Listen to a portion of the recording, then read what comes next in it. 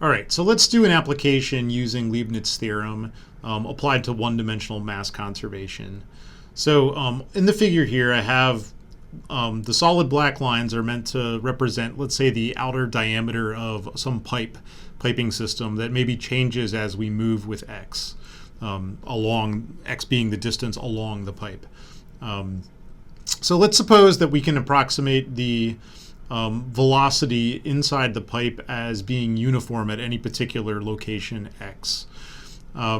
So in that case, one statement of mass conservation would be that the rate of change of the total mass inside a control volume that moves with the fluid would have to be zero, because there's the rate of change of mass of a chunk of mass is zero. But in order to apply that, what we need to do is basically identify a control volume. So that's my dashed line here. And that's the control volume at some particular time t. But then let's imagine that the control volume is supposed to move with the material in that case in order for our statement of mass conservation to be true. So in that case, the rate of change of the integral from a to b of density times an element of all the elements of volume, so that would be a times dx, should be zero when I sum them across the entire control volume.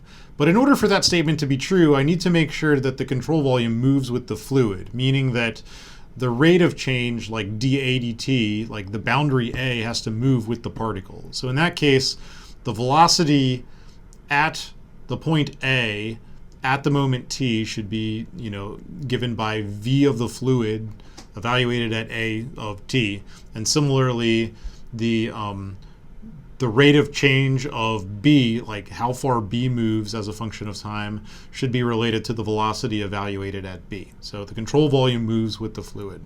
All right, so then we just write out our statement for Leibniz rule, which was that the rate of change of everything that was inside the integrand is just equal to what happens if I bring the partial derivative with respect of time inside the integrand.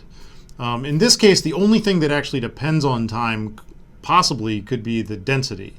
And so in that case, we would end up with d rho dt times a of x in our integrand.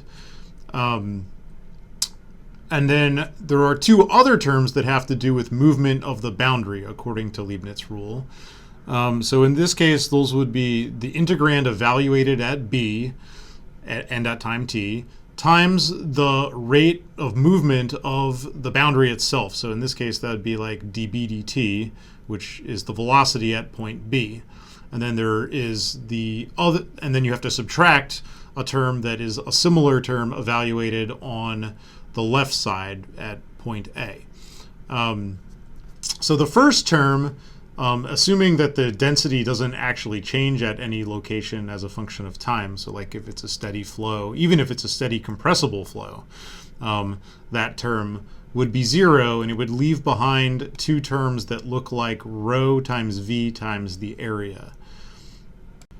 So once you have that, it's easy to just summarize that as rho times v times a evaluated at the right side of our control volume has to be equal to rho times v times a evaluated at the left side, which is just a fancy way of saying that the mass flow rate in has to be equal to the mass flow rate out, because we're not allowing any accumulation inside of our control volume.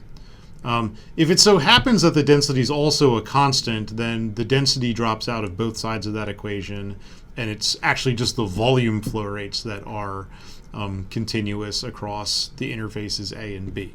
So the average velocity times A would equal the average velocity times A evaluated at the right side of the equation. So flow rate in equals flow rate out.